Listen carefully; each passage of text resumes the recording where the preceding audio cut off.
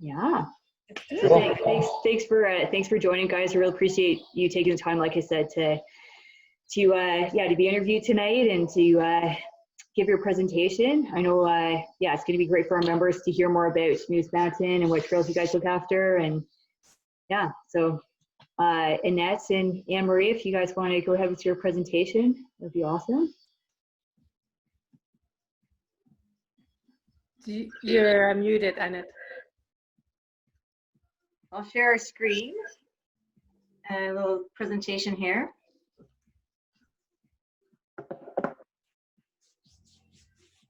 Can you guys see that? Yeah. All right. So kind of the theme of the organization and the presentation is build, shred, and high five. So ideally to build community stoke for riding in our lovely area of Bragg Creek.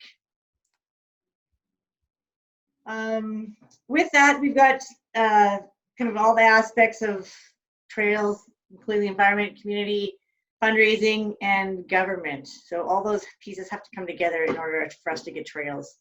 The biggest challenge right now is the government section. We know people want to ride. We know how we have an environment to ride in. We just need money and government to help us out.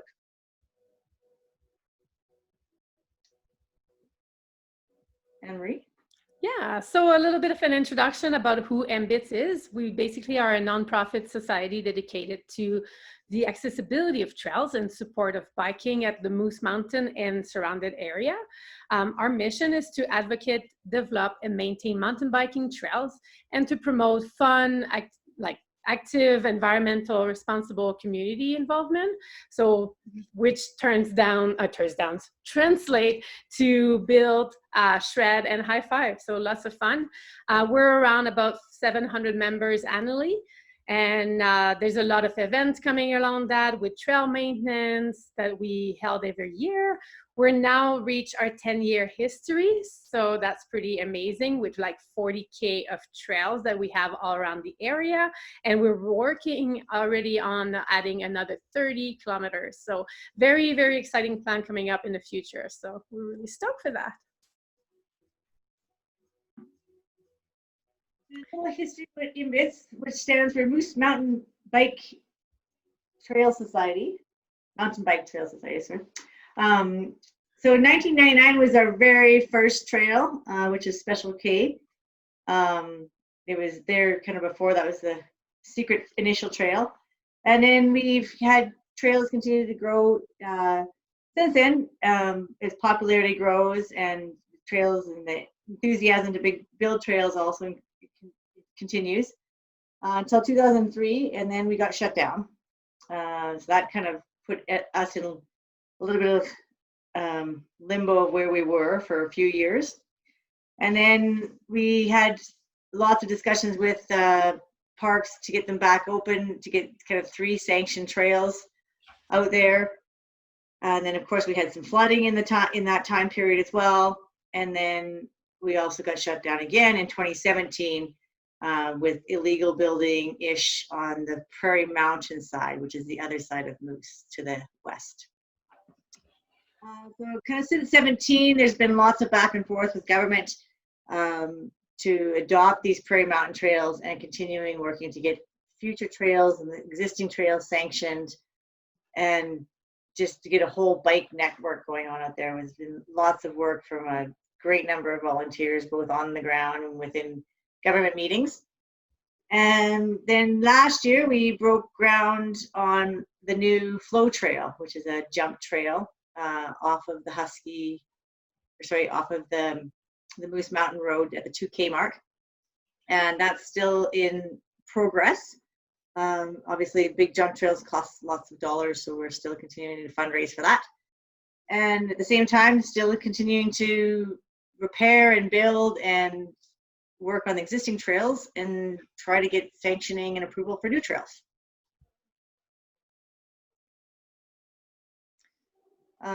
So with that, we've got the kind of picture on the left is all of our existing network that everyone is probably familiar with some of them, if not all of them. The Moose Mountain stuff is showing kind of with the road, and then where the big orange box is, that's the Prairie Mountain Trails, which are still pending approval. And then our proposed network is on our right-hand side, which is continuing to expand all of that, which is still a work in progress, so we can't really release further details. But basically expanding on what we have and connecting more trails to provide a better environment for riding for everybody. Absolutely. So some of the operations that's coming. So trail maintenance and construction is always a big one. You know, we need to maintain the trails that we have. We need to make sure they're secured and approved. We have lots of events around the year, even in the winter when we cannot ride bikes, we still put lots of events together to keep people excited, to keep the community together, and advocating for mountain biking in the Elbow Valley region as well. So lots of fun around, lots of great time all year around, and lots of support. And with that, we always have to fundraise. So as you can see in the graph here, 41% is donation. We do have corporate membership, and then the annual full-on membership is our mainly revenue. Every year we fundraise more and more. A big part of our funding is through the government, which makes it a little hard every year, harder and harder. Because of what we have to go through. And I know, Annette, you had some stuff on this slide that you wanted to share as well. Yeah, so the big dollars are obviously from our donations. And then our corporate memberships, which helps out a bit. You can see that's 6,000. And then our annual memberships is everybody. If we had enough, if everyone bought a membership that uses our trail, we wouldn't actually have to fundraise. Mm-hmm. So that would be a nice piece of the pie. That's our challenge. Our membership numbers are increasing, but if people actually that use the trails bought their memberships to help support our network, we wouldn't have to have this bonus and fundraising campaign that we do, from everything from pretty much lemonade stands to bike races. Oops. So trails don't build themselves unless they're, existing. But two ways is sweat equity and then dollars. We have a lot of sweat equity. People are keen to build trails, but that limits are what we can build, obviously, for the single track sections. Anything bigger, we need costs for equipment and so on and so forth. So we can have a little bit of both. We have lots of sweat equity, but we need more dollars. That's the biggest challenge, is how do you get more trails with a limited capital.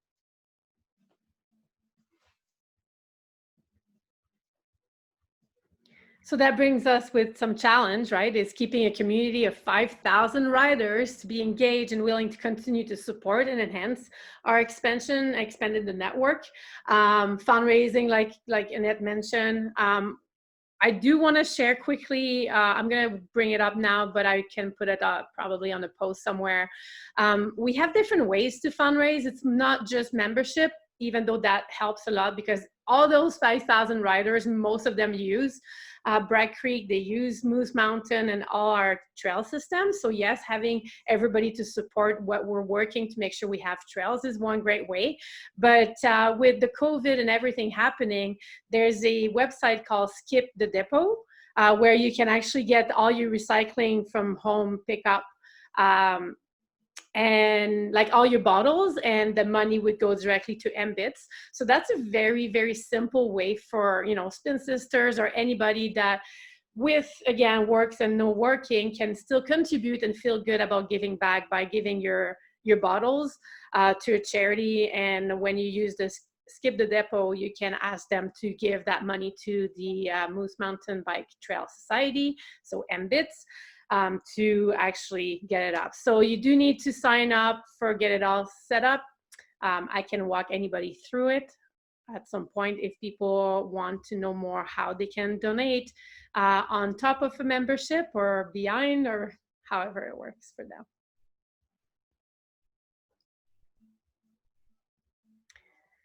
So the solution, well, let's spread the word. We're all in this together.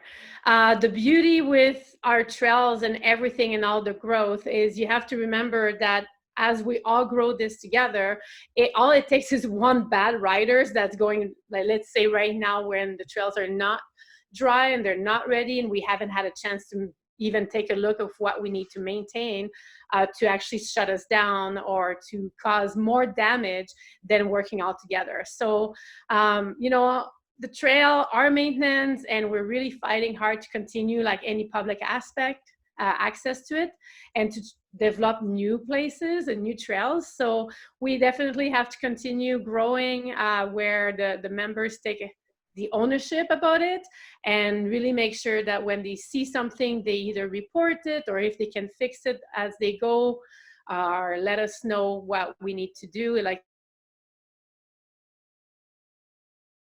report that are very important. If the trails are not dry, please stay away from them. Like I said, we're all here together. So get your membership, support us, as well as come riding and be a good mountain biker, right? The etiquette is such a big deal here because of what we're all working and putting our sweat equity into making sure that we all have trails to ride on that everybody enjoy, from like beginners to intermediate to advanced. So there's really anything and everything for everyone there.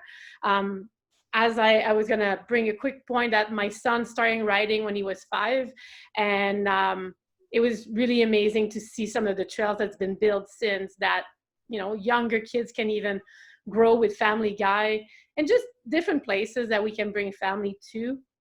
So definitely something for anybody that wants to evolve in the sport. Yeah, just to add on to that, as everyone's a bike advocate out there for riding the trails, and these trails do take a lot of work to build, to maintain, to get sanctioned. And to ride them and enjoy them, that's great, but it's nice to get the feedback and have people respect the trails and promote the trails by helping out the organizations or other organizations with buying the memberships and helping out with trail days and telling your friends how these trails got there, rather than, oh, these are great trails. It's like, well, these are great trails and MBITS created them. Yeah, they don't just show up.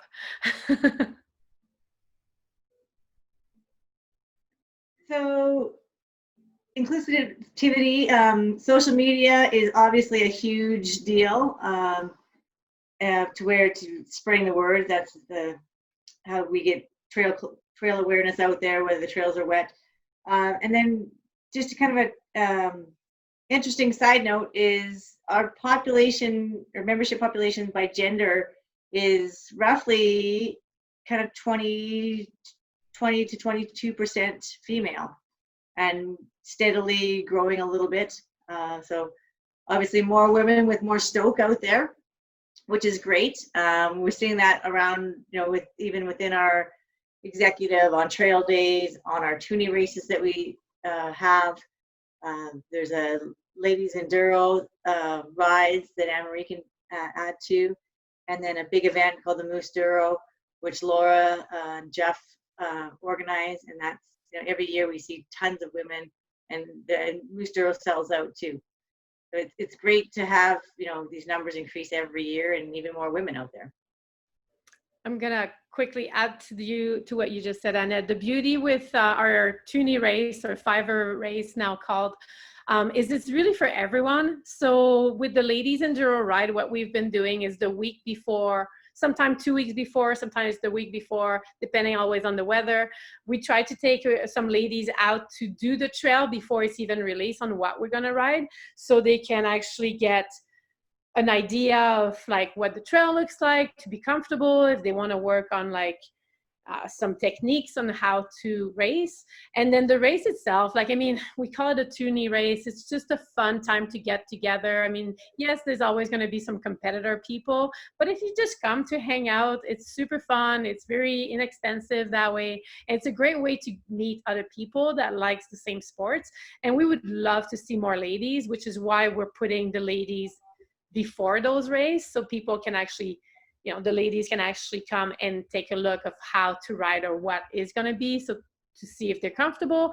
We do call them the ladies enduro ride, but everybody's welcome. I mean, if your spouse wants to join or you have a friend and he's a male friend, it's absolutely okay. We just want to focus on making sure that we're all excited, because I know for myself, years ago, I was so intimidating by Moose Mountain itself that the idea of coming to do any event was so big, until I came to an event and I realized that it was just a huge community supporting each other. So so anybody here, I really encourage you to come to any of those events. They're really fun.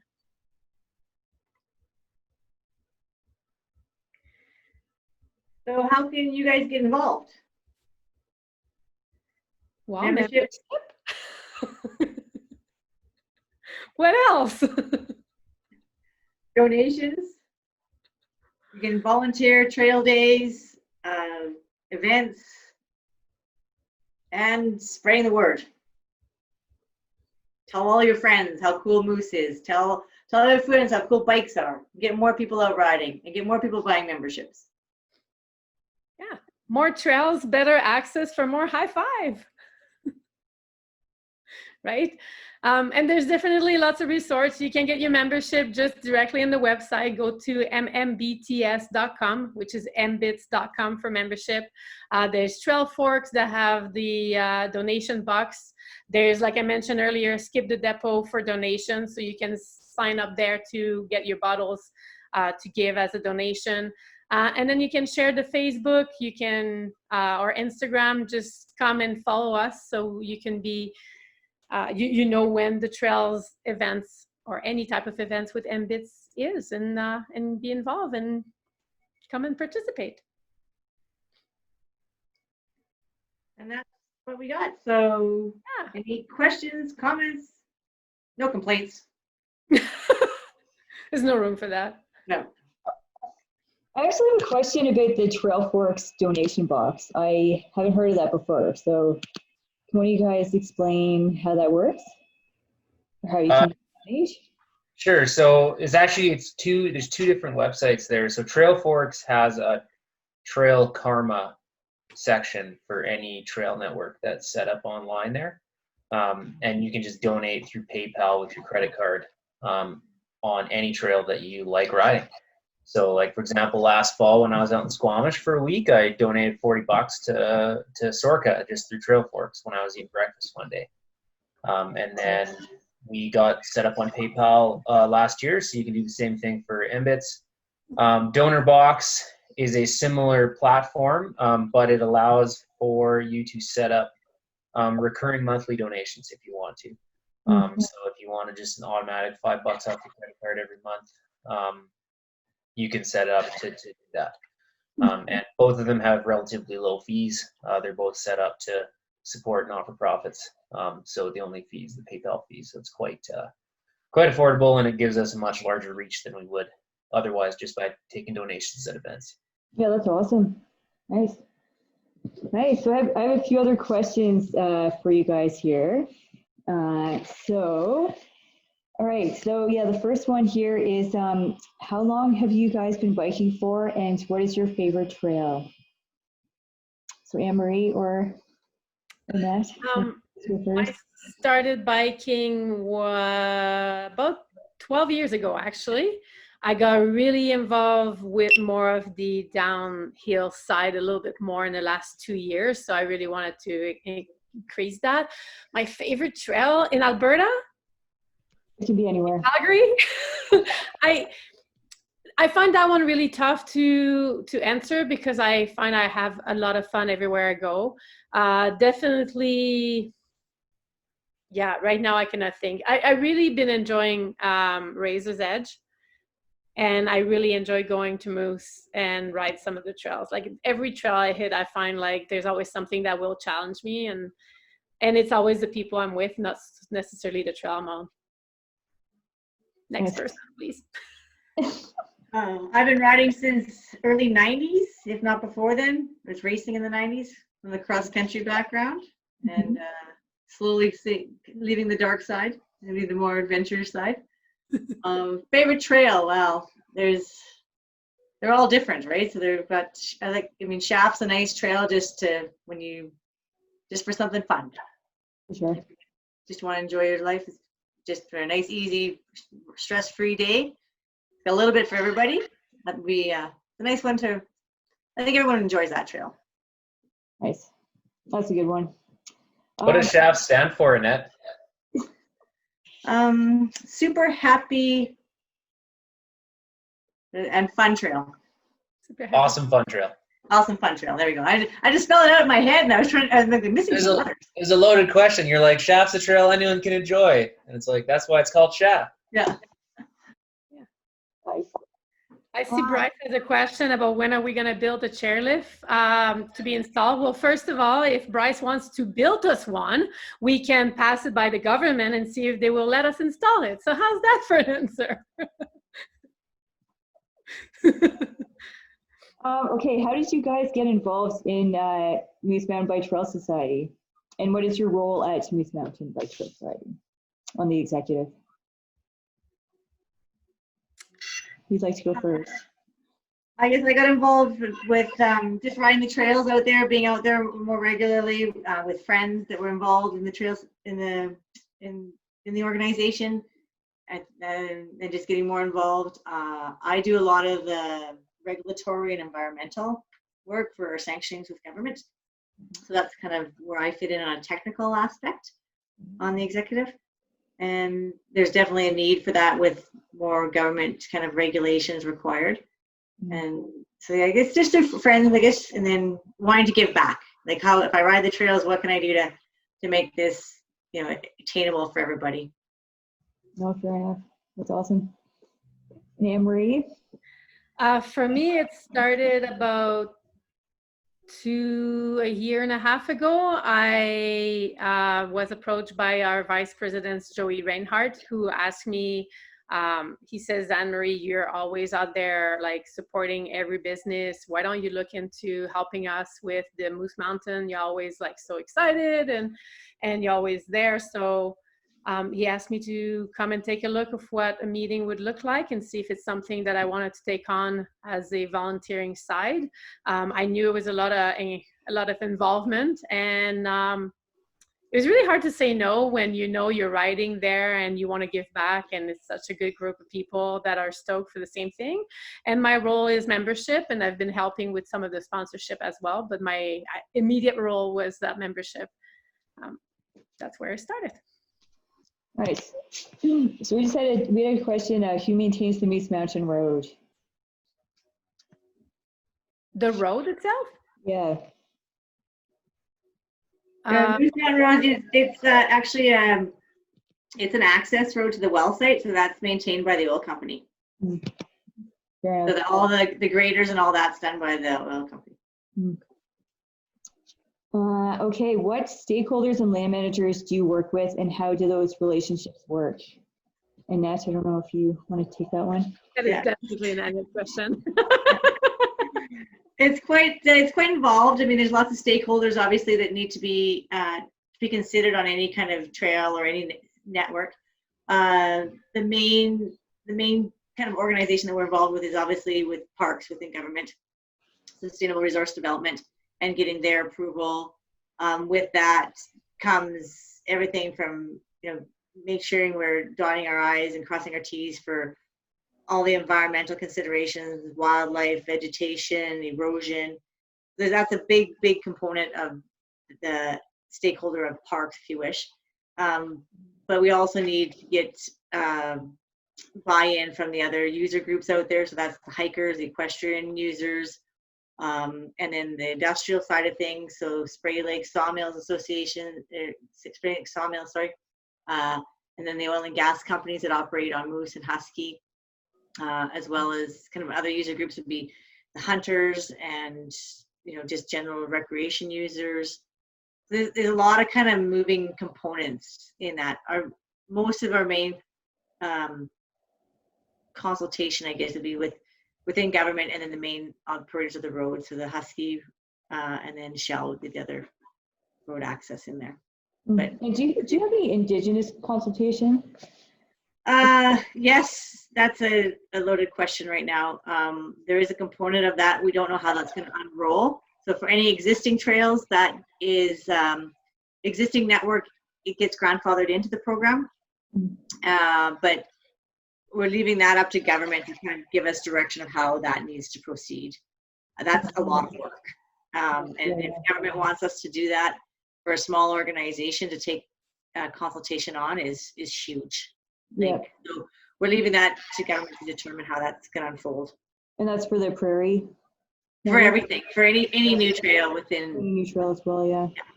So as of right now, it's being managed as a project, as a network. So we've done basically a 5-year, kind of we were initially calling it a 5-year plan, and now it's just a management plan for the area. And then how that proceeds on the Indigenous side is up to the government to determine. But at some level, they will be showing the report, but at what level of consultation we need to engage in is up to them to determine. Interesting. Okay, next question here. What projects is Moose Mountain working on this season in light of COVID-19? So I think you guys are still, are you guys still going to be able to go ahead with the flow jump trail? Well, we're still waiting back from government on their direction of what does that look like and what are the requirements. So we're still in a holding pattern. We were hoping to have an answer from them, a couple of weeks ago, but they don't have, as of this week, there's still no kind of word of what we're allowed to do or what that's going to look like. Fair enough. So we can, just basically a holding pattern until they get done. Till they get direction, they'll give us direction. Yeah. It's kind of frustrating. It's hard to plan anything right now. Yeah. Okay. So you guys went over the other events that you're putting on this season, but I guess same kind of thing. Maybe you don't know yet if they'll be able to go ahead given the COVID-19 situation. Yeah, I mean, as of right now, it depends on group. It's going to depend on group sizes and what they're going to allow, right? And what they're going to. We are allowed to get our TFA for authorization for events and trail days and all that. Nice. That's not a problem. It just we have to make that TFA needs to be structured so that it respects the COVID guidelines. Yeah, well, that's good. That's encouraging. That's good. Yeah. So the go ahead's there. It's just with regards to how it unfolds. Yeah. No, fair enough. Nice. Okay, and Anne-Marie already discussed a bit about the trail etiquette and how members can lower their impact on the trails during the spring while everything is melting. So if you guys want to just comment on that a little bit more, I guess. Sure. I mean, the biggest thing would be like to wait to see. I mean, we always release. That's where the importance of following us on social media is huge. I mean, we always release, as soon as they started saying that they were opening the parks, we made sure that everybody knew that our trails are not ready. Don't go ride them. You'll destroy. And then it just puts more work for everyone. And so as soon as we know that the trails, I mean, we have the beauty is we have people like Alberta 66 with Laura and Jeff who lives in Bragg Creek. So it's really easy to connect with them and be like, hey, what have you seen? I mean, they'll go for a road bike up Moose just to take a look and seeing. So it makes it very less challenging. Thank you, Laura, for moving. But we miss you in Calgary. It's pretty funny though. We also have like Chris and Devin and Reg and people who are even just going out walking the trails just to like do some early season checkups and maintenance. And so we're able to kind of keep an eye on how things are developing. And then as Anne-Marie was saying, Joey's quick to put it on social media so we can tell people where they can ride and how to enjoy the system. Nice. That's awesome. Mm-hmm. Okay. How do you guys come up with the trail names? Usually I would say it's the person that built and designed the trail that come up with a proposed name, and then we kind of go with that. Maybe Chris wants to correct me if I'm wrong on that, but that's been my understanding. Yeah, pretty much. I mean, like, I think when a lot of the original moose trails were being built, it almost turns into like a bit of a spiritual experience when guys are out there in the woods in isolation for long enough. So like Race of Spades, for example, it was a play on Motorhead's Ace of Spades, obviously. Billy Dog was about a guy's dog named Billy. And what else? You Shoulda. That's one of the trails over on the Prairie Mountain side. It was originally short for You Shoulda Locked the Gate. Nice, I didn't know that one. Yeah, I mean, brakeless, pretty self-explanatory. You take your brakes off at the top, and What about Toothless, Chris? if you've ridden it, you'll understand why it's called Toothless. Yeah. The old line, the new line's a lot friendlier, but the original steep line is just rock shelves. Yeah. So everything kind of just stems from people being in the woods alone long enough that they go a little bit crazy. Fair enough. That's fine. Okay, you guys talked about how Moose Mountain Bike Trail Society is funded. How will the UCP funding cuts to parks impact Moose Mountain Bike Trail Society's operations? Huge. Yeah, so I mean, like a lot of the grant programs that we've been successful with in the past, through like the National Trails Coalition or Alberta Culture and Tourism, all of those programs have been cut to like a third or a quarter of what they previously were. Ashley Bloomhagen, she's one of our execs, and she has over the last couple of years handled pretty much all of our grant writing. She's killed it on that respect. But like our last big grant attempt was through Alberta Culture and Tourism, and that used to be a program that was something like $30 million a year, and it funded everything from not-for-profits like us to even Stars Air Ambulance. They got part of their operating budget from it, to kids' playgrounds, to everything. It got cut from $30 million a year to $30 million for the next 5. Oh, wow. So yeah, stuff like that. I mean, we just pretty much have to accept the fact that most of our fundraising is going to have to come from private money or from just individual contributions. Yeah, fair enough. I don't see the government changing anytime soon with the some of the narratives that I've seen online. Yeah, which is unfortunate. It's deeper too. It goes back to like even the internal help, like manpower within government's gone as well. So if there's a tree down the trail, they might have helped take that out before, and now it's pretty much user groups are maintaining and doing all that as well. So it's like not only the funding aspect, but all around it's huge. The help is gone, and also the OH&S requirements on volunteer groups has increased substantially. So it's like a lot of that red tape that the UCP was promising to remove as part of their campaign, they've just used it to tie us up instead. That is too bad as well. But yeah, Anne-Marie I think you already went over how Spin Sister members can purchase their Moose Mountain membership. Yeah. Maybe if you just want to repeat that again. Absolutely. The website is the best way. Any event that we host that you have to be a member for them, you have to have your membership anyway. We no longer take cash if possible. It's just easier if you buy it online. So as simple as go to mbits.com. That's MMBTS.com. You can just purchase it there, and we have family rate as well. So if you have kids, you can get a family plan, and all the family is the same. You know, you can get the whole family for a price of 2 adults. So get your kids involved. Nice.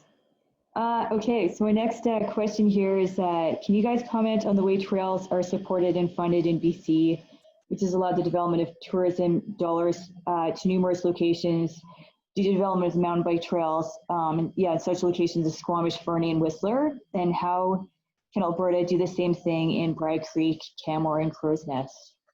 It would be so amazing if we could have some of the tourism money, but we don't get any of that. So all of our donation is dollar to us. So that's where we have to come up with different ways, different ideas, different events. So that's why we that's one of the reasons why we want to have more events, also to keep the members engaged and together. But we don't get any of the BC money towards tourism. So Oh, sorry. I was just gonna say I went to a couple conferences on this since, like, with Alberta 66 doing tourism. We've attended some events with like Alberta Parks and Alberta Culture and Tourism and Travel Alberta, and asked them, so why doesn't Alberta fund mountain biking or identify it as a key tourism sector in the province? And a lot of the times they just they hadn't really thought about it. Like they're like, oh yeah, mountain biking is kind of a thing, but we don't sell that. Like Travel Alberta is selling landscapes and hotels and skiing and the mountains. And so now that myself and people like Wanda with Plaid Goat, like we've all been pushing the government, like you should consider mountain biking as a key economic sector. And so they're starting with Travel Alberta to like advertise more. And so once there's more of a buy-in from Travel Alberta and Alberta Culture and Tourism, then more dollars may flow our way. But at the moment, they don't see mountain biking as lucrative as they do in BC. Like in BC, they have millions of travelers. The Mountain Bike Tourism Association, it's a group that formed out of Whistler. They did a study on how much economic impact mountain biking has in the sea to sky corridor. And that's kind of what got it started and got funding for Squamish and Whistler. And here, like I've talked to Wanda and others, we haven't done a full economic impact for Bragg Creek or other areas, but if we could kind of get our act together a little better, I think we could push it further and get a bit more buy-in from the government. It would So probably, they just need. Sorry, go ahead. no, finish up. Oh, just saying that the government doesn't see it as a moneymaker right now, but we are trying to get that message across, and it is, especially with the growing groups, events, things like that. We're starting to be heard. So it's and we I think it's coming. It's just we're about 10 or 15 years behind BC.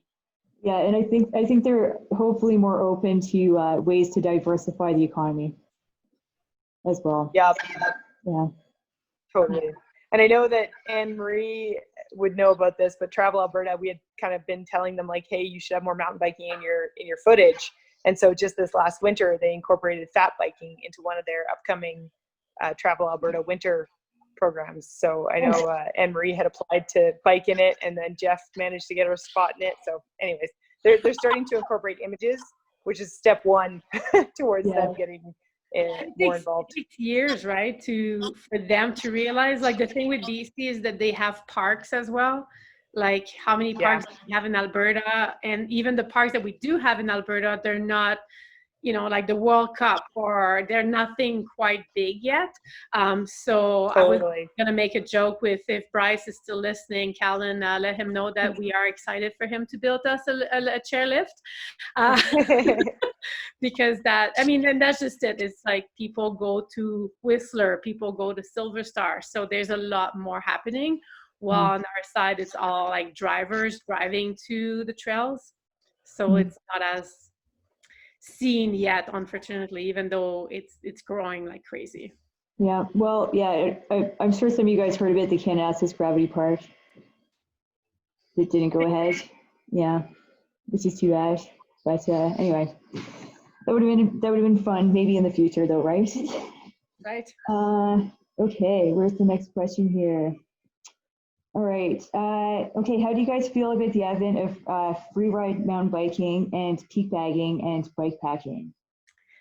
Well, I'll start with this, and I know that everybody would probably have a comment on all that, because the beauty with free riders and mountain bikers, peak baggers, is we all do it. We all take our skis and backcountry. So I would like, if I personally, I'm going to talk personally, and if anybody wants to add, I think we're all advocate of it. We're there to have fun. The biggest thing that I would want to bring back up is, don't ride outside the designated trails. Like if you go to Moose, don't start a new trail just for the sake of like, oh, this looked like a good line, because that's what can shut us down again. Like that's the biggest thing. But in terms of like free riding and anything like that, like, yes, be sensitive with the environment around, because it is a sensitive environment. But I mean, there's nothing wrong with it. That's my opinion. Please, anybody else jump in to share yours? I think, I mean, if you're bike packing or if you're getting off an adventure off the existing trail, I mean, that's all good, right? You can, as long as you're having fun and you're respecting the environment and you're leaving as little trace as possible, then, you know, whether it's going down a cross-country green run or a blue run or a black or a double black on prairie, or if you're, you know, doing a peak bag somewhere and riding scree or you're bike packing, I mean, get out there and have fun. Mm-hmm. Nice. Does anybody else want to comment? I think the only other concern with that one is the like alpine environments. So we are trying to be cognizant of, like, there's all this heli drop stuff going on now in BC as well. That's been a constant theme when you talk to mountain bike operators out there. So the biggest concern is that if Parks has said this is a no-go, like if it's a national park or a provincial park that does not allow mountain biking, don't go there. Would be my biggest piece of advice. And alpine environments are sensitive, so pack everything out that you pack in, and just as long as you're on crown land or public land, you're probably fine. Yeah, that's a good point. Okay. Okay. Will you guys run competitions on the new Flow Jump Trail? And what organizations have you engaged to fund and promote the new Flow Jump Trail? Or in places like Beeline or different other clubs, like you know, BMX clubs or anything like that. We're happy to take money from anyone that'll give it to us. Fair enough. No, we've like Chris was saying earlier, we've done a lot of, like Ashley's done a lot of kind of marketing for us, tapping, obviously the given would be like the bike shops, all of that, like the, you know, all the local bike shops, even extending that out to, you know, anything, Airdrie, Canmore, you know, anywhere, Cochrane, Canmore, and then within, you know, different industries too. If they have grants within industries, they'll do matching grants. The Flow Trail is a pricey trail, and it's going to take a lot of fundraising to get that off the ground. And we'll, you know, if there's any ideas out there, we're always happen to more ideas of fundraising opportunities too. Yeah. Yeah, I mean, like specifically, we did secure a little bit of money from Shell last year for building on that trail. We got a bike raffle from Da Vinci, and which was run through Calgary Cycle, and another one through Specialized, which was run through Bow Cycle. This year we've got a set of We Are One wheels that you can buy raffle entries for right now at the Inside Line in Calgary. And yeah, stuff like that. I mean, anything we can do to just keep the progress going, and any kind of donations that allow us to take, you know, what may be $1,000 donation or however much money to apply a multiplier to it, helps us to get more bang for the donor's buck. Nice. Cool. Well, those are all the questions that I had. Does anyone want to add anything else or close with anything? Anything else you'd like to say? Well, I guess I'll close up myself with, you know, let's all work together towards the things we love to do. Let's all support one another. Let's take care of our trails. I love what Laura brought up with, like, and Annette with pick up the trash. You know, pick up your stuff when you come out. Like, be a good person, and support everybody that you see when you see them out there. I mean, we're all here together, and let's have some fun. Really? Yeah. Thanks for the Spin Sisters support and getting us our $700 donation from the memberships. That was awesome. And then keep an eye on our social media for updates on what we're allowed to do for events given current situations. We're hoping to be able to run trail days again soon here, and there'll be a small group setting, probably be staggered start times, and then specific projects that are going in groups of 4 or 5. So we'll be able to do it quite safely, I think. All abilities, skill levels are welcome. Nice. Yeah, I'd just like to say, I had so much fun last year on all the trail days that I went to, and I don't think I would have taken on this role if it hadn't been for those trail days, to be honest. So yeah, you guys really know how to bring the stoke, and it's so much fun. So definitely want to do a trail day with the Spin 60 guys and promote all your events and your club or your organization. Yeah. Awesome. Thanks, Fiona. Thanks for having us, Fiona. It's amazing. Yeah. Well, yeah. Thanks a lot, guys, for taking the time to do the interview, and yeah, look forward to seeing you later this season. Thanks, Absolutely. Fiona. Yeah. Okay. Have a good one, guys. Take care. See you See you guys soon. Bye.